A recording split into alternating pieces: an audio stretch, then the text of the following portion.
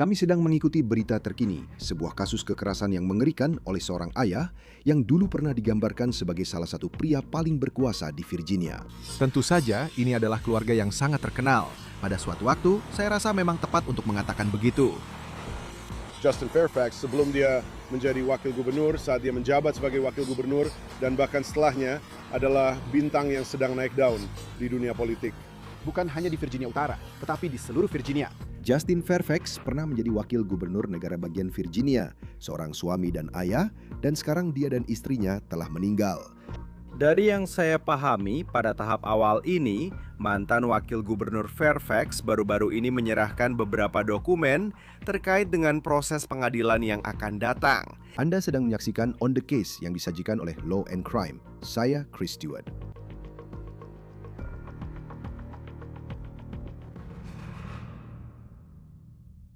Justin Fairfax dulu pernah dianggap sebagai bintang yang sedang naik daun di dunia politik. Dan dia adalah seorang suami, dia juga seorang ayah.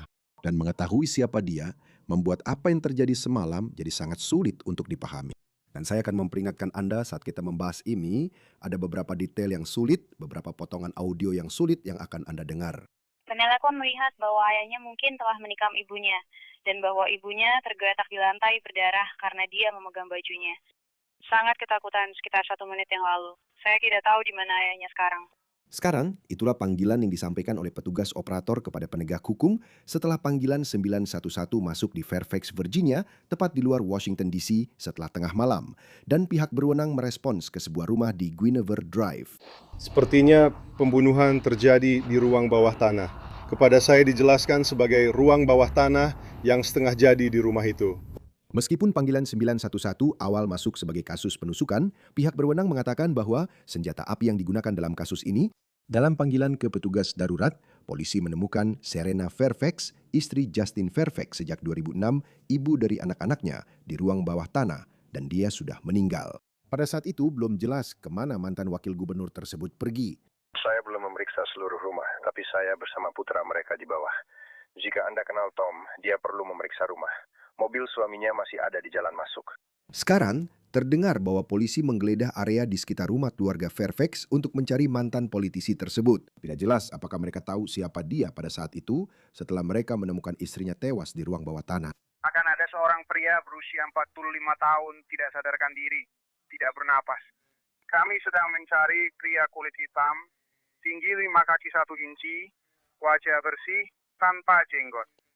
Namun, sekitar 15 menit setelah panggilan pertama masuk, pihak berwenang menemukan Justin Fairfax sudah meninggal di sebuah kamar tidur. 431 Alpha, kami menemukan satu korban lagi di kamar tidur lantai atas. Henju 7023. Saya rasa ini adalah subjek kita. Dia membawa senjata, luka tembak di kepala akibat ulah sendiri. Justin menembak dan membunuh istrinya. Dia lari ke lantai atas di rumah dan masuk ke kamar utama, tampaknya, lalu menembak dan membunuh dirinya sendiri. Polisi mengatakan mantan wakil gubernur itu membunuh istrinya, Dr. Serena Fairfax, yang telah dinikahinya selama kurang lebih 20 tahun, yang merupakan seorang dokter gigi. Mereka berdua bertemu saat menjadi mahasiswa di Universitas Duke. Mereka telah menikah sejak tahun 2006, hampir 20 tahun. Mereka memiliki 2 anak remaja, dan putra mereka lah yang menelpon 911. Sekarang, cerita seperti ini tidak akan pernah masuk akal, siapapun yang terlibat. Tetapi polisi mengatakan keluarga Fairfax sedang menjalani proses perceraian dan tampaknya perceraian itu berjalan dengan rumit. Dari yang saya pahami pada tahap awal ini, mantan wakil gubernur Fairfax baru-baru ini menerima beberapa dokumen terkait dengan proses pengadilan yang akan datang, yang tampaknya memicu insiden tadi malam. Kedua anak mereka, remaja, anak laki-laki lebih tua dari anak perempuan, berada di dalam rumah saat kejadian itu terjadi.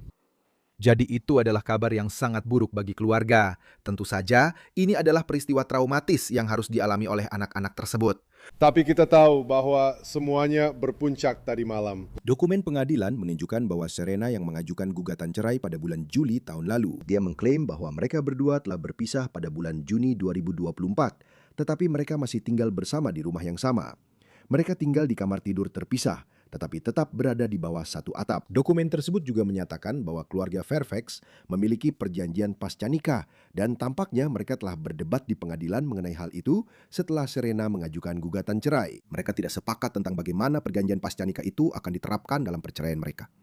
Saya punya seorang pengacara perceraian, Randy Kessler, yang akan bergabung dengan saya di sini sebentar lagi. Dan ada undang-undang menarik di Virginia yang berkaitan dengan perceraian dan bagaimana hal itu mungkin berperan dalam apa yang terjadi. Tentu saja masih banyak hal yang belum kita ketahui. Sekarang, dokumen tersebut tidak menyebutkan apa alasan perceraian keluarga Fairfax. Tetapi polisi mengatakan bahwa Justin Fairfax memang menelpon mereka dan diduga membuat tuduhan palsu bahwa istrinya menyerangnya pada bulan Januari. Pada bulan Januari tahun ini, Tuan Fairfax menelpon polisi dan menuduh bahwa istrinya telah menyerangnya. Kami merespon ke lokasi tersebut. Ada beberapa kamera yang dipasang di dalam rumah. Ternyata, Nyonya Fairfax pada suatu saat selama proses perceraian ini memasang banyak kamera di dalam rumah.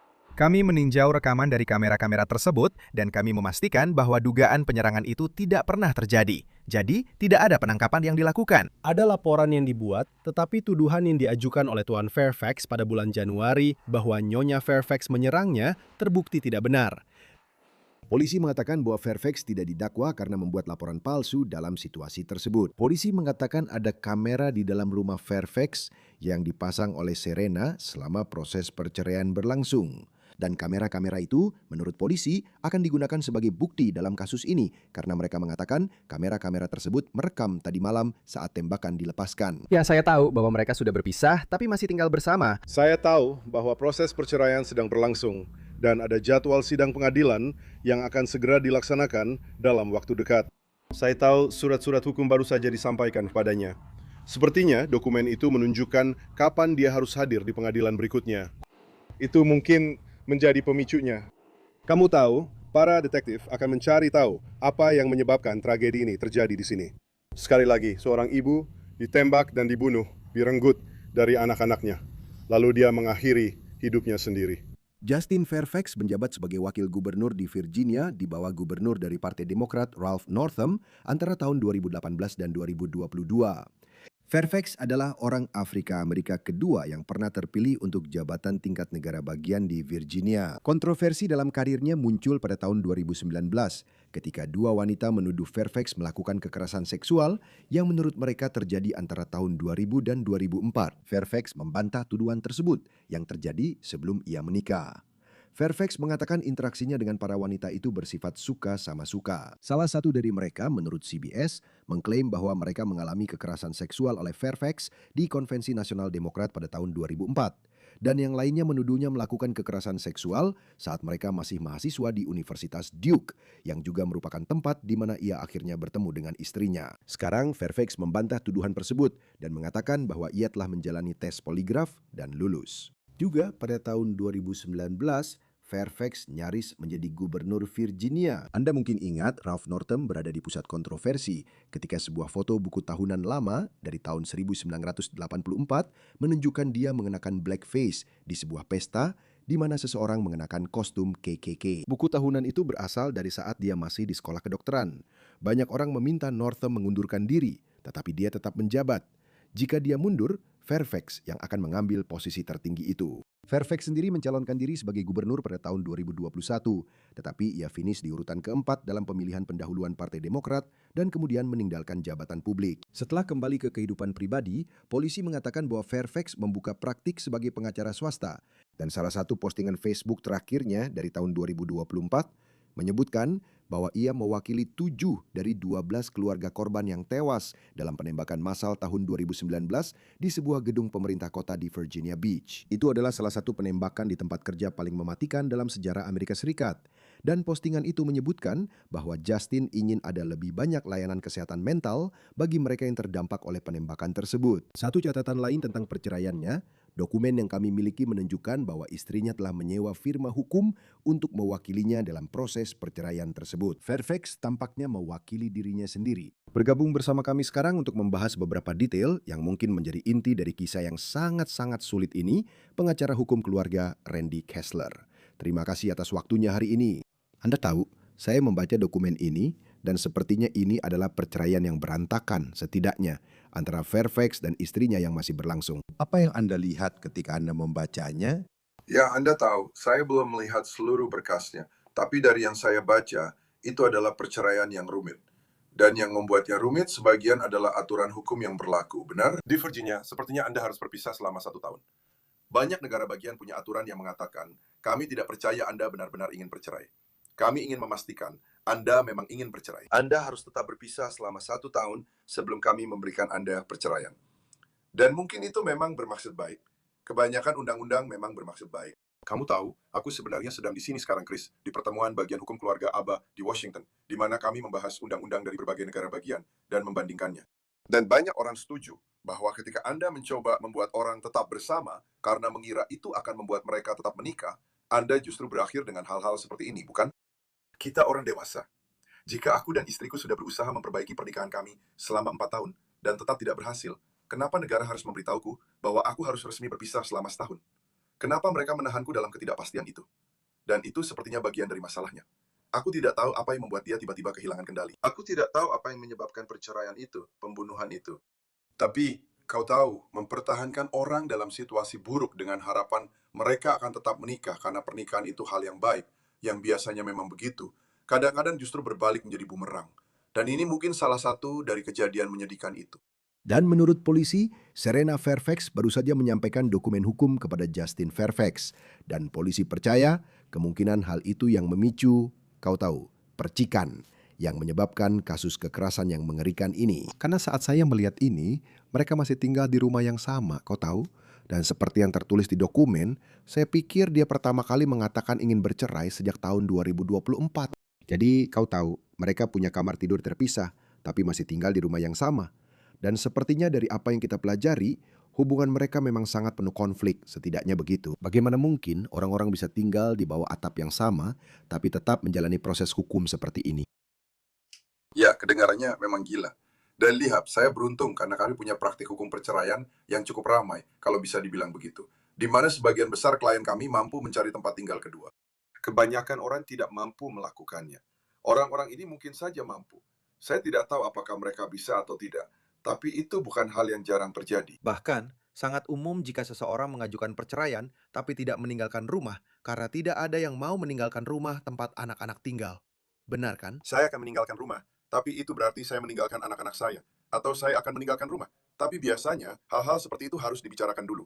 Bagaimana pengaturan pengasuhan anak nantinya? Sangat menakutkan untuk meninggalkan rumah tanpa jaminan bahwa Anda akan tetap bisa bertemu anak-anak atau mengambil barang-barang Anda. Jadi, seringkali orang-orang memulai kasusnya seperti itu. Ketika kami memulai kasus perceraian, seringkali kami menyarankan agar Anda keluar dari rumah.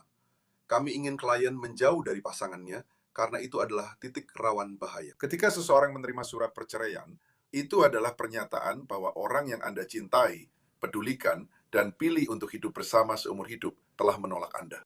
Sebagus apapun kami mengatakannya, dengan tenang dan senetral mungkin, kami bisa menjelaskan bahwa ini akan menjadi perceraian yang sederhana.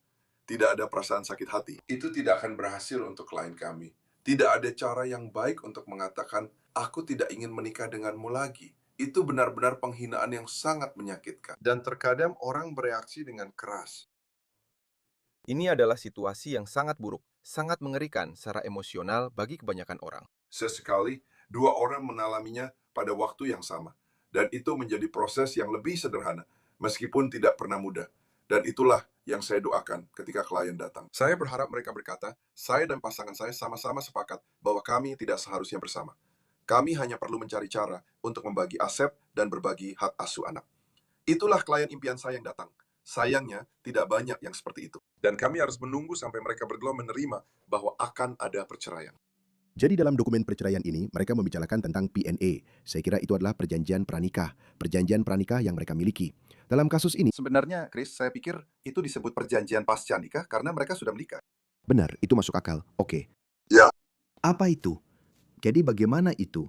Maksud saya dalam istilah hukum, kita tadi membicarakan tentang masa tunggu, di mana tertulis di PNA bahwa dia akan membeli bagian rumah miliknya, dan ada beberapa hal terkait pembayaran hipotek, lalu dia mempermasalahkan hal itu. Dan kemudian ternyata pada bulan Januari, dia sebenarnya memenangkan bagian itu. Sepertinya begitu. Bisakah kamu, sebagai seseorang yang sering melihat dokumen-dokumen seperti ini, karena aku sendiri jelas tidak, sebenarnya apa yang sedang aku baca di situ? Jadi dari sudut pandang hukum, dari sudut pandang intelektual, ini sangat menarik. Pertama-tama, kita semua tahu apa itu perjanjian pranikah. Sebelum menikah, kalian memutuskan bagaimana cara membagi uangnya. Kamu tidak bisa mengatur pembagian hak asuh anak sebelumnya, karena situasinya bisa berubah. Seseorang yang hari ini adalah orang tua yang baik, besok mungkin tidak lagi. Tapi kamu sudah memutuskan sebelumnya bagaimana membagi uangnya. Perjanjian pasca nikah juga melakukan hal yang sama. Itu hanya ditandatangani setelah upacara pernikahan, setelah menikah. Jadi kamu bisa menandatangani perjanjian pasca nikah sehari setelah menikah, 10 tahun setelah menikah. Dan itu menentukan bagaimana membagi harta. Yang menarik secara intelektual bagi saya dalam hal ini adalah, di Virginia, kamu harus berpisah untuk jangka waktu tertentu sebelum hakim bisa memberikan perceraian. Dan yang ditemukan hakim adalah karena mereka merundingkan perjanjian pasca nikah yang menyampaikan bahwa kami menandatangani ini karena kami akan mencoba membuat pernikahan kami berhasil. Tetapi jika pernikahan kami tidak berhasil, beginilah cara kami membagi aset. Oleh karena itu, mereka tidak berada dalam masa perpisahan yang sah. Jadi dia semacam membalikkan perjanjian pasca nikah itu dengan mengatakan, kamu belum bisa bercerai karena kamu menunjukkan bahwa kamu bersedia mencoba lagi. Jadi itu cukup menarik. Saya rasa saya belum pernah melihat itu sebelumnya. Apalagi karena di Georgia, kamu tidak perlu masa tunggu. Kalau kamu mau bercerai, kamu tinggal putuskan dan kamu bercerai. Ya, karena saya juga suka dari sisi hukumnya, ada perdebatan intelektual di situ. Tapi kemudian, polisi hari ini bilang kalau bahwa panggilan itu memang ada pada bulan Januari lalu yang merupakan waktu di mana itu adalah bulan ketika pengadilan memutuskan masalah tersebut, di mana Justin Fairfax diduga menuduh Serena Fairfax menyerangnya. Tapi dia telah memasang kamera di dalam rumah, jadi polisi memeriksa rekaman itu. Tidak ada penyerangan yang terjadi. Mereka mengatakan bahwa standar pembuktiannya cukup tinggi untuk menunjukkan bahwa seseorang membuat laporan polisi palsu atau semacamnya. Jadi dia tidak menghadapi tuntutan. Tapi rasanya, bagaimana sistem pengadilan melihat hal itu dan berkata, ya, kita punya masa tunggu yang harus kita cari solusinya. Tapi di saat yang sama, itu tampak seperti situasi yang berbahaya, setidaknya dari luar, ketika ada hal seperti itu terjadi dan mereka masih diizinkan untuk tinggal di situ. Maksud saya, kamu bisa tinggal di mana saja yang kamu mau, tapi mereka masih diizinkan tinggal di rumah yang sama. Sepertinya ada tanda-tanda peringatan tentang bagaimana semua ini berjalan. Ya, dan orang-orang yang mungkin menonton acara atau siaran ini, saya ingin berbicara dengan mereka jika mereka akan menjadi legislator atau memberikan suara atas undang-undang tertentu. Karena para legislator semua berpikir bahwa membuat orang menunggu untuk bercerai sampai mereka berpisah selama setahun itu membantu. Dalam situasi ini, mereka masih bersama. Mungkin dia tidak mampu untuk keluar dari rumah. Dia tidak. Anda tahu, ketika Anda bisa mendapatkan perceraian yang cepat, perceraian yang lebih cepat, Anda tahu berapa banyak uang yang harus Anda miliki untuk bisa pindah. Anda tahu seperti apa waktu Anda bersama anak-anak nantinya. Ya, ini jelas merupakan situasi yang penuh gejolak. Siapapun yang telah mengajukan gugatan terhadap pasangannya, pasti khawatir bahwa suatu hari situasinya bisa meningkat. Seseorang bisa saja tiba-tiba kehilangan kendali atau hancur. Hanya fakta bahwa Anda tahu, ini adalah seorang figur publik. Tidak ada yang kebal dari perilaku seperti ini. Dan Anda tahu, ya, seharusnya ada tanda-tanda peringatan. Tapi Chris, kita tidak bisa mengubah undang-undang hanya untuk satu kasus. Hukum dalam kasus ini adalah hukum untuk semua kasus. Kalian harus berpisah. Kalian harus berpisah selama 1 tahun sebelum kami bisa memberikan perceraian. Siapa? Saya pikir bolak-balik itu mungkin telah memengaruhi pembagian harta. Itu mungkin juga memengaruhi waktu pengasuhan dengan anak-anak. Sayangnya, karena keduanya sudah meninggal, kita tidak akan pernah tahu seperti apa hidup mereka jadinya. Tapi ya, itu tanda lain bahwa terkadang, dan saya juga ingin memperjelas, sebagian besar legislator memiliki niat baik. Dan ketika mereka mengatakan ada masa tunggu, seringkali ada pengecualian. Jika ada kekerasan dalam keluarga, jika ada kekerasan dalam rumah tangga, masa tunggu itu bisa dipersingkat. Tapi bagaimana jika hampir terjadi kekerasan dalam rumah tangga? Dan saya tahu bahwa pasangan saya akan melakukan kekerasan ketika ini terjadi. Tapi itu belum terjadi, dan saya tidak bisa membuktikannya. Apakah saya dipaksa untuk tetap tinggal dan mencoba mempertahankan pernikahan sampai sesuatu yang buruk terjadi? Ini situasi yang sulit. Saya pikir jika kamu sudah dewasa, jika kamu bisa mengambil keputusan untuk menikah, kamu juga seharusnya bisa mengambil keputusan untuk bercerai. Dan saya benar-benar tidak setuju dengan para legislator yang mengatakan bahwa mereka melakukan hal baik dengan membuat orang tetap menikah selama setahun dan mencoba memperbaikinya sebelum negara mengizinkan mereka untuk bercerai. Kamu tahu, kita tidak punya masa tunggu selama setahun untuk menikah. Mungkin itu seharusnya jawabannya. kamu harus berpacaran selama setahun dan saling mengenal dengan baik sebelum menjalani pernikahan kilat. Mungkin itu akan menjadi solusi yang lebih baik. Tapi kamu tahu, ini memang sulit. Tidak ada satu solusi untuk semua. Tidak ada jawaban yang benar. Tapi itu memang masalah yang agak canggung, yang memang agak mengganggu saya.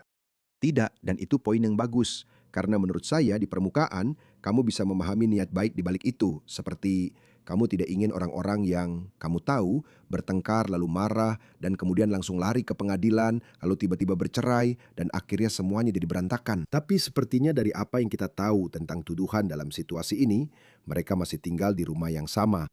Lalu tibalah hari itu. Dan aku tahu, aku seperti terus menekankan poin yang sama. Ini terjadi sekitar waktu polisi mengatakan dia menerima surat cerai. Seperti mereka seharusnya tidur di rumah yang sama pada malam hari. Dan itu berujung pada pertengkaran ini. Kita tidak tahu apakah dia secara hukum memiliki senjata itu. Bukan berarti itu terlalu penting. Tapi, kamu menambahkan senjata api ke situasi itu. Itu tidak membuat keadaan jadi lebih aman. Dan ini seperti gagasan bahwa, maksud saya, bahkan di luar negara bagian Virginia, pada hari ketika surat-surat itu diajukan, saya yakin kamu pernah mengalami itu. Itu sangat emosional. Bagaimana akhirnya mereka melakukannya? Lalu pengadilan hanya berkata, baiklah, kita akan bertemu lagi di sidang berikutnya. Pertama-tama, sebagian besar orang Amerika, setengah dari semua orang yang mengajukan perceraian, bahkan tidak mendapatkan nasihat hukum. Mereka mencarinya di Google, atau mereka melakukan riset sendiri, dan mereka tidak punya pengacara. Saya akan memberikan beberapa nasihat hukum gratis yang menurut saya sangat berharga. Dan tidak semua hal cocok untuk semua orang. Tapi jika Anda akan menyampaikan surat gugatan cerai kepada pasangan Anda, atau gugatan apapun, pikirkan di mana Anda bisa berada yang aman untuk jangka waktu segera setelah itu. Untuk beberapa menit pertama, untuk beberapa jam pertama, untuk beberapa hari pertama, tidak ada yang ilegal dengan mengatakan, saya akan keluar kota, atau pindah keluar kota, atau pindah ke hotel, untuk beberapa hari. Sampai orang lain mencerna apa yang sedang terjadi, dan bisa kembali ke cara berpikir yang rasional untuk menghadapinya. Hanya saja, kamu tahu, kalau kita bisa menyelamatkan satu nyawa dengan menyebarkan informasi itu luar biasa. Mari kita sebarkan informasinya. Tapi ya, kamu benar sekali, Chris. Ketika kamu menerima dokumen hukum, meskipun seharusnya kamu sudah menduganya, mungkin karena kamu tahu pernikahanmu sedang bermasalah, atau pasanganmu sudah memberitahumu bahwa mereka akan melakukannya. Tetap saja, tidak ada yang benar-benar bisa mempersiapkanmu untuk melihatnya secara hitam di atas putih. Pasanganmu tidak ingin bersamamu lagi, dan mereka ingin bercerai. Mereka ingin kamu membayar uang, dan mereka ingin anak-anakmu. Maksudku, itu benar-benar hal yang berat, sangat berat. Dan itu hari yang berat untuk siapapun. Orang yang paling tegar dan stabil sekalipun, seorang wakil gubernur, mantan wakil gubernur, yang bisa tetap tenang di depan umum. Bahkan untuk dia, itu adalah kenyataan pahit yang harus dihadapi. Secara profesional, dia adalah seorang pengacara. Dan saya perhatikan di dokumen perceraian, dia mewakili dirinya sendiri. Dia punya firma hukum. Dia mewakili dirinya sendiri. Maksud saya jelas. Saya percaya dia berpraktik secara swasta sejak dia keluar dari jabatan publik. Maksud saya, ini adalah seseorang yang benar-benar bintang yang sedang naik daun di dunia politik. Merupakan orang kedua paling berpengaruh dalam banyak hal di pemerintahan Virginia selama 4 tahun. Tapi di saat yang sama, maksud saya, ketika Anda membawa unsur emosional ke dalamnya, bahkan seseorang yang sangat ahli sebagai pengacara pun, dan saya tahu sebagai pengacara perceraian, Anda pasti ingin melihat orang-orang menyewa pengacara perceraian, saya yakin. Tapi di saat yang sama, seperti Anda tahu, pihak istri punya firma hukum yang mewakilinya, tetapi pihak suami menjalani semua ini sebagai orang yang diceraikan, istrinya yang menceraikannya. Seperti apa jadinya itu? Saya rasa secara emosional bagi orang-orang, apakah itu ide yang baik untuk mewakili diri sendiri, meskipun saya yakin Anda menghemat banyak uang. Anda tahu, ini akan terdengar seperti promosi untuk buku saya, Perceraian. Ya, benar. Itu yang saya katakan. Tapi kenyataannya, saya tidak mengatakan untuk pergi dan menyewa pengacara serta menghabiskan ribuan dolar. Lakukan konsultasi awal. Ada pengacara perceraian yang akan bertemu dengan Anda secara gratis selama 1 jam. Dapatkan pengetahuan. Pengetahuan adalah kekuatan.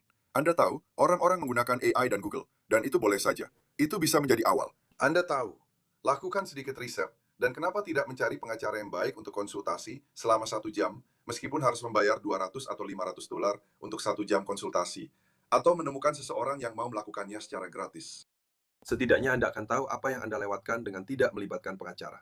Karena Anda tahu, banyak pengacara bahkan yang tidak menangani kasus perceraian tetap mencoba-coba dan berpikir, saya bisa melakukan ini. Tapi ini bukan hanya soal hukum.